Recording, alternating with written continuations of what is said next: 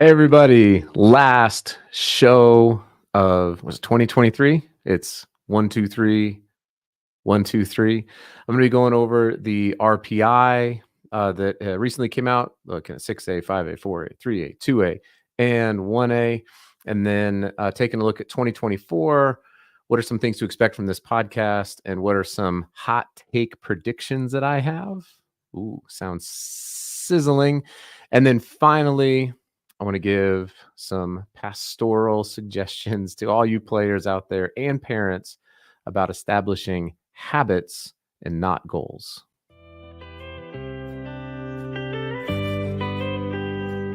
This is the Utah High School Hoops Podcast, your source for sometimes informative, but always entertaining coverage of the Utah High School Hoops scene. With your host, Adam Meek.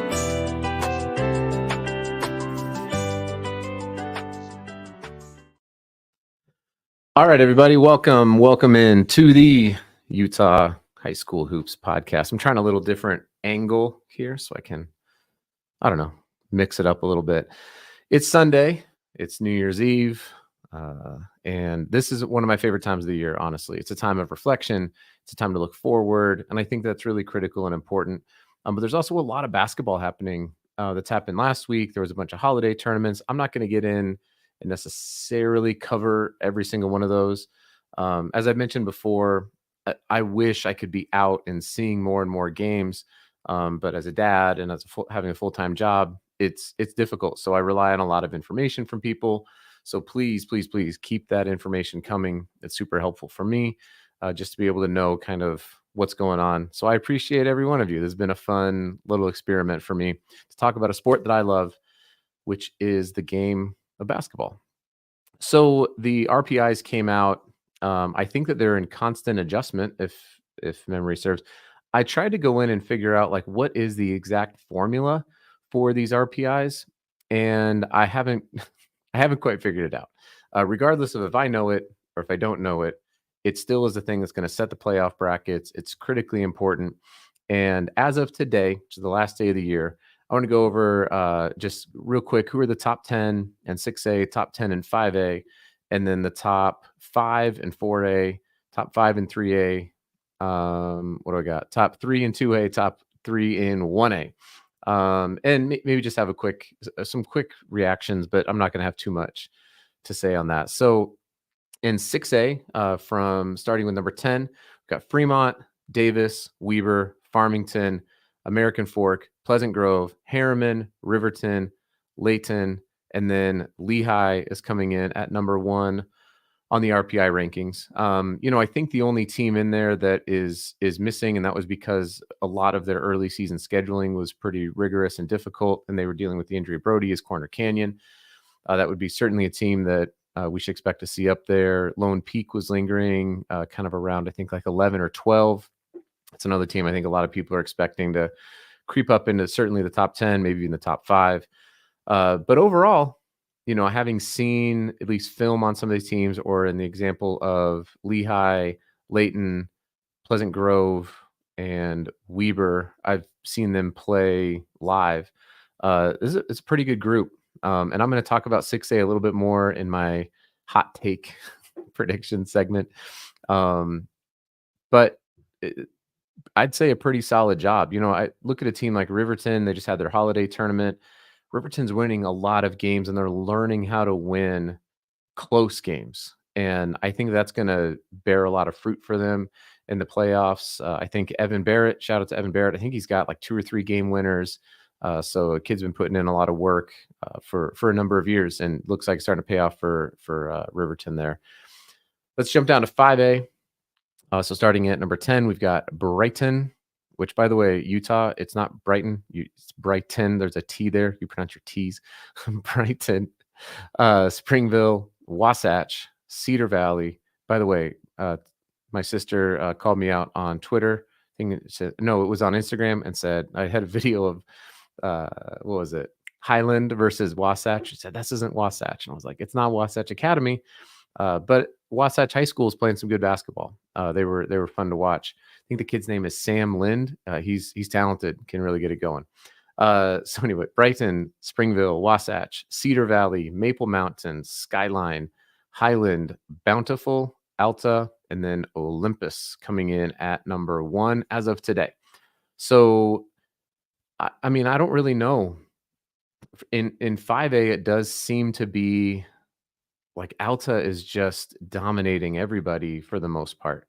Um, and it's going to be fascinating to see, can a team like Olympus or Bountiful or Highland, or someone like Springville, can one of these teams come along and really challenge Alta? I know a lot of people, because they're so senior heavy with a team like Olympus, could make a run, right? Obviously, Alta's not just going to show up and skate through, but this does seem like that's gonna be a tough challenge there in 5A.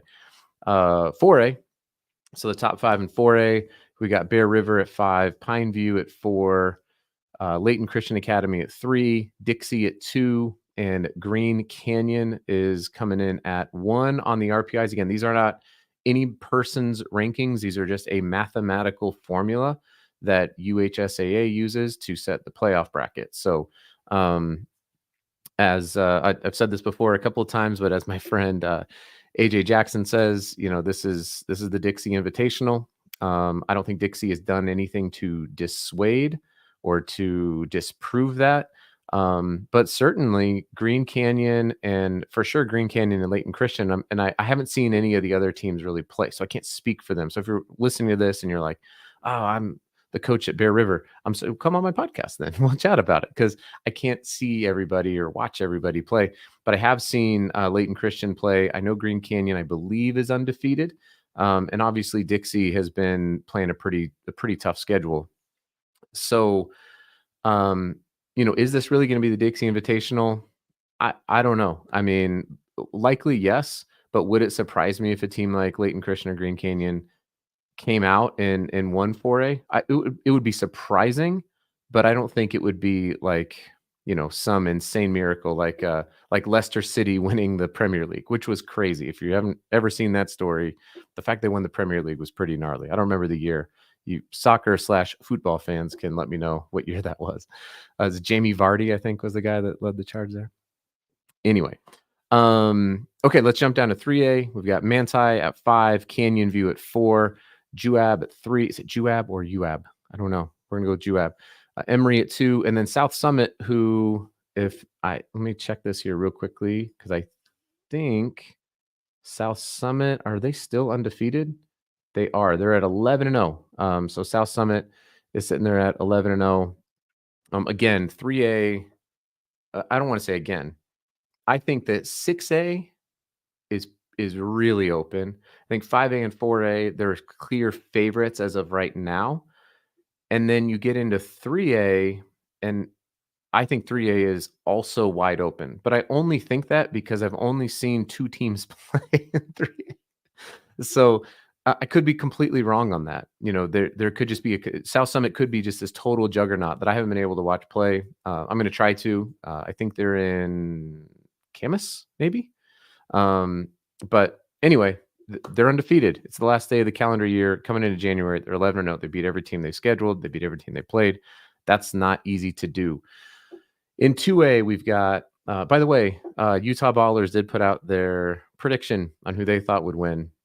I think we had American Fork 6A, Alta 5A, Dixie 4A, South Summit 3A, and then coming in on 2A, who's currently number 3 winning it, which is APA West Valley. And then Kanab and Enterprise are currently 3, 2, and 1. And then rounding it out in 1A, we've got Penguich, and then Wendover, and then Tabiona. So those are the early RPIs. We're not even, December is over, but there's still a lot of basketball to be played. I know some teams scheduled, harder than other teams. I don't know.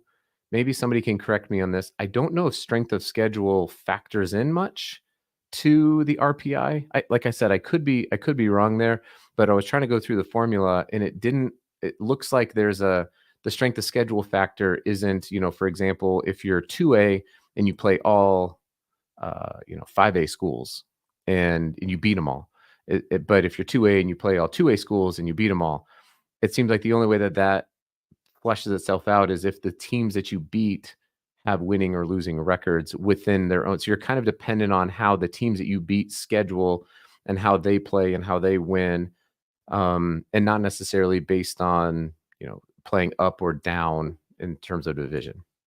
Could be wrong on that, but just kind of clicking through the UHSAA site, that was what I picked up on. So my big thought is it's early. There's a lot of basketball to be played. There's going to be plenty of movement up and down. So don't freak out if you think you're too low, or don't get too excited if you're too high. I actually have a bracelet that I wear, says stay humble, and the other side says stay hopeful. So if you're up top, stay humble, keep working hard. If you're down low, stay hopeful, keep working hard. But at the end of the day, you got to keep putting in the work because it's a long season. All right, let's move on here. At some point in time, by the way, I've got a couple people who want to sponsor the podcast, which is pretty fun. So I'll have little like commercial breaks in between the segments. That'll make my day. I'll make like enough to buy a sandwich at Menchie's or something like that. It's going to be fantastic. Menchie's, if you want to sponsor it, that sounds great. I'm here for it. Okay. Segment 2. Do you like that? Was like the break. Segment 2. Things to expect in 2024, not only from this podcast, but also some predictions. We'll call them kind of hot take-ish stuff. Sometimes that can be controversial, and it will come back to bite me. Assuredly, it's going to be wrong. But here's some things. So for this podcast, and appreciate everyone who's watched and helped support already.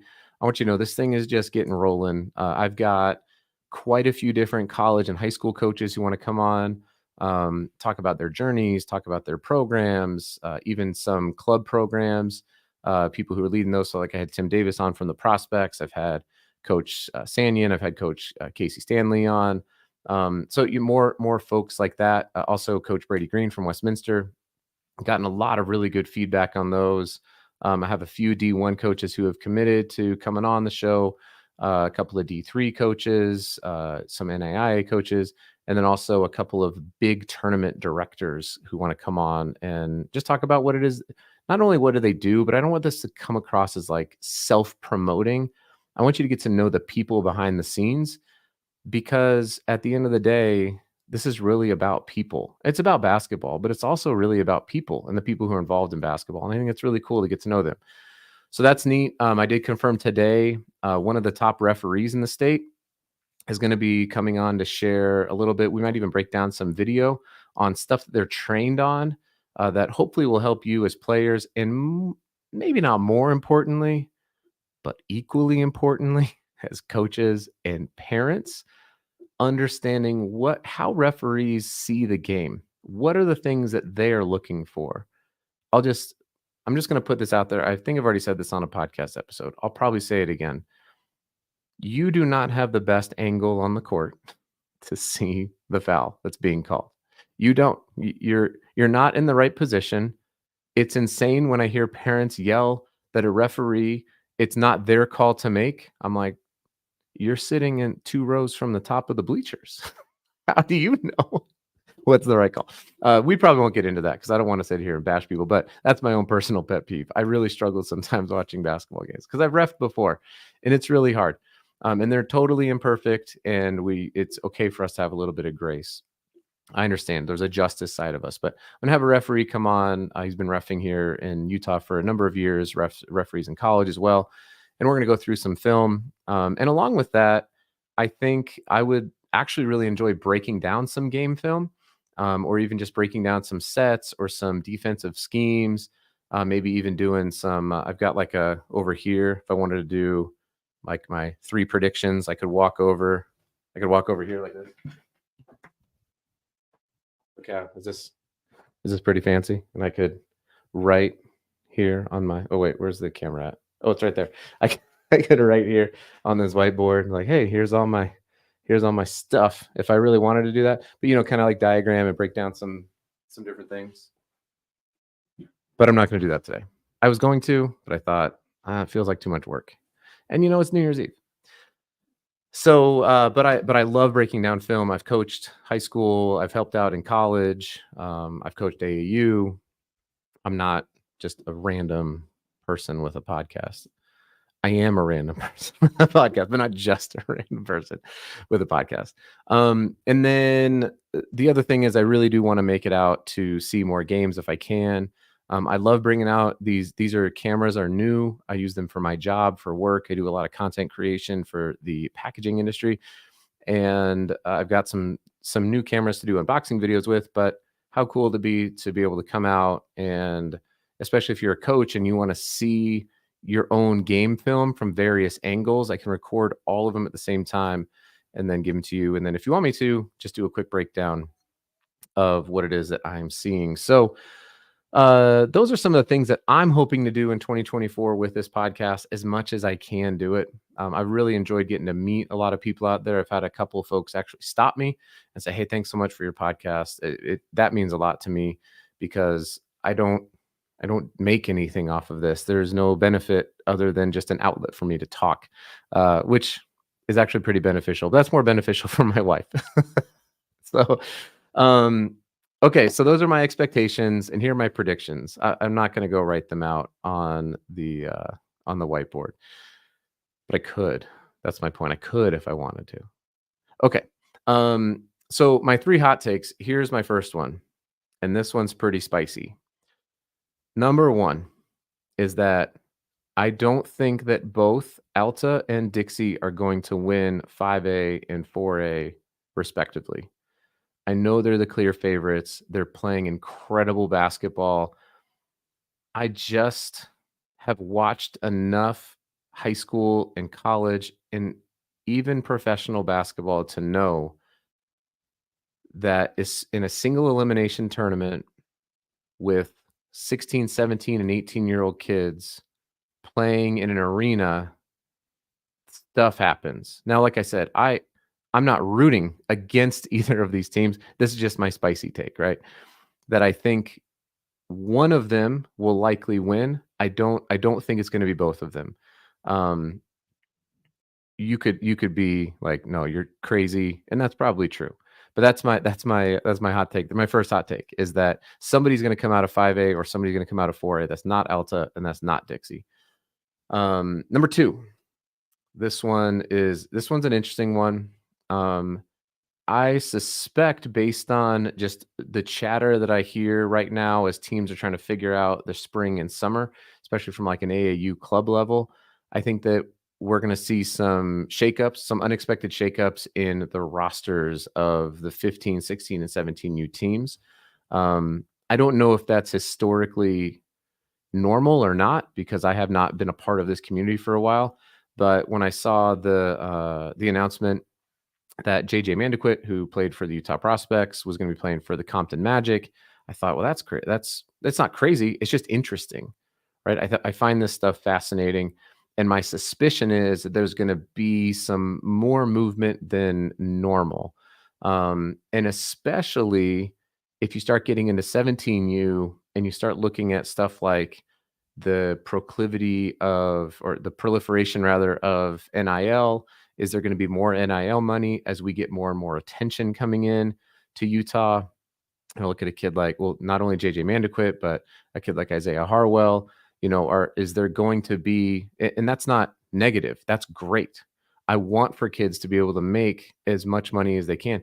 You've got what was it, Peyton Manning's nephew making more money than Brock Purdy on NIL deals as a quarterback at Texas. I think it's awesome. I know people don't like it. I know people aren't really down with it, whatever. I think kids should be paid based on the value that they can bring, and I'm super for it. But is that going to start to accelerate some of this player movement between clubs? I don't know. Very well could be. I don't have any inside information here. This is just my hot take. Number three is that I think 6A is going to have a pretty big upset in one of the first two rounds, just because 6A is it feels like it's a lot. It's more wide open than it has been in the past. Um, Utah Ballers said, well, we really need to see Corner Canyon. What are they going to look like when it's all said and done? But let's say that a team like Corner Canyon plays a team like Weber in the second round. And obviously, I don't know what the playoff brackets are going to be. I don't know. But let's just say those two teams played.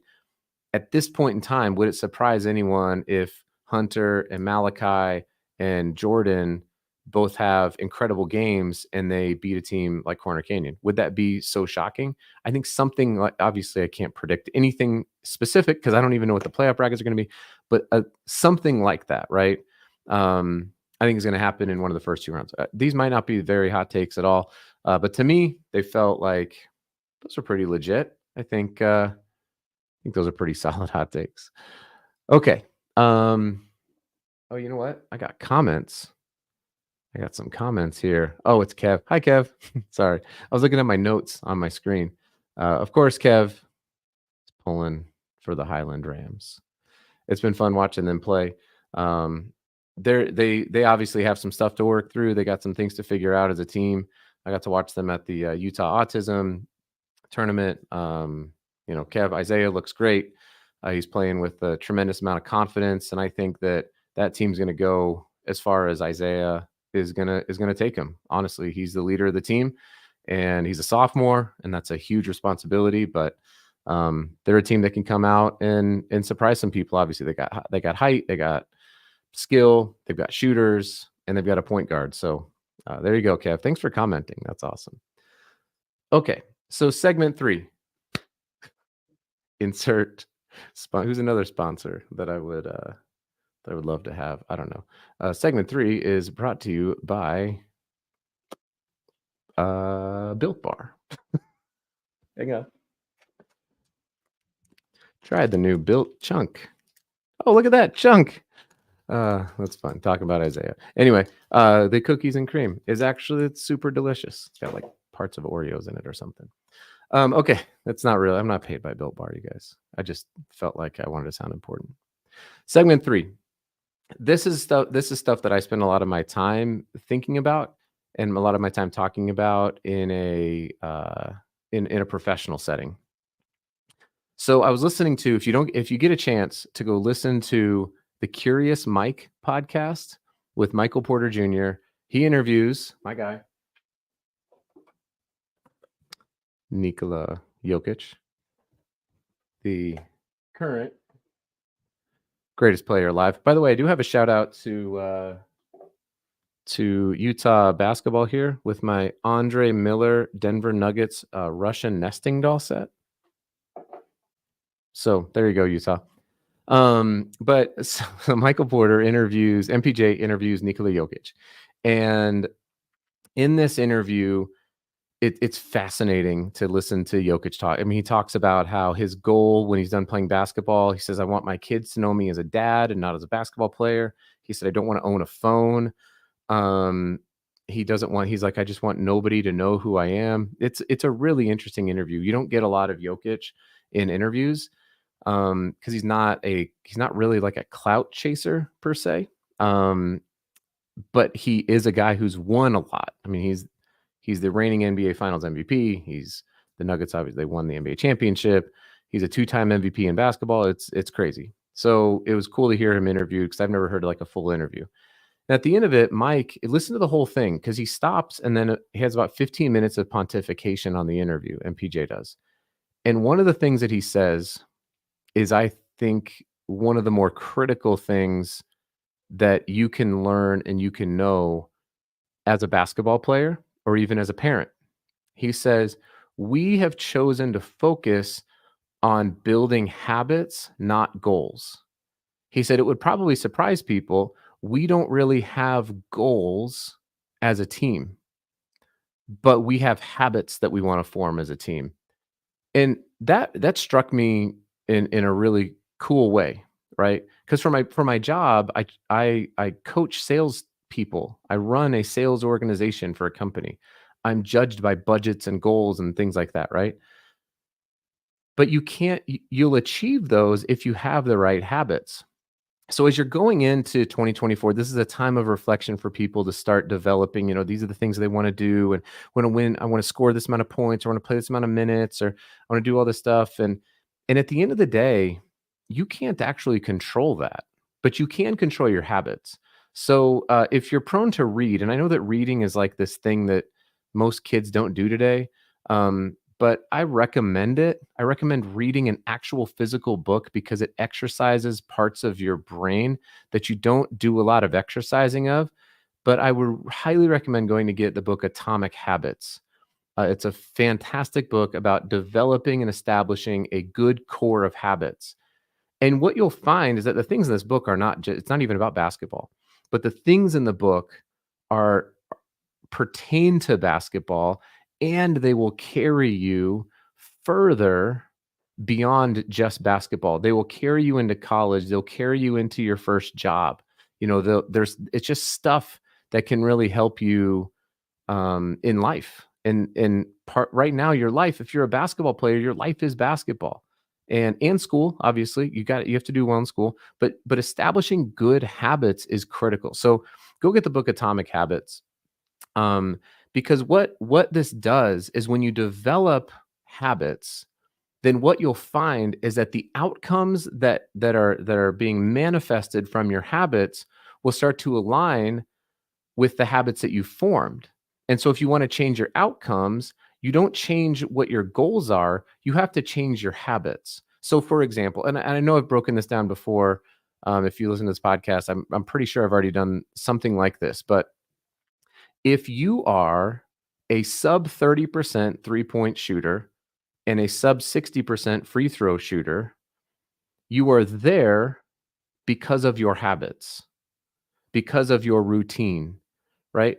And and so if you want, and that is just an objective measurement of who you are as a three-point and a free throw shooter, as an example. And so if you would like to increase the amount that you're going to make, you can't just wish it to happen, right? You have to develop daily habits that will help you become a better three-point shooter. But if you say, well, my goal is to be a 45% three-point shooter, there's not a whole lot that's going to happen by just changing your goal, right? But if you look and you say, okay, well, how many shots am I taking on a weekly basis? How many shot not only taking, but what did Jerry Sloan say? I don't want shooting guards, I want making guards. How many shots are you making on a weekly basis? How many shots are you making outside of practice, right? On a daily basis. Um, if you find yourself that you're getting gassed in the fourth quarter, it's like, okay, well, what type of conditioning are you doing? What are your habits? And from those habits, you're gonna see your outcomes begin to change, positively or negatively, because you can develop bad habits as well, right? And bad habits lead to unpredictable and likely negative consequences for not only your basketball career, but also your life. What's your nutrition like? How do you sleep?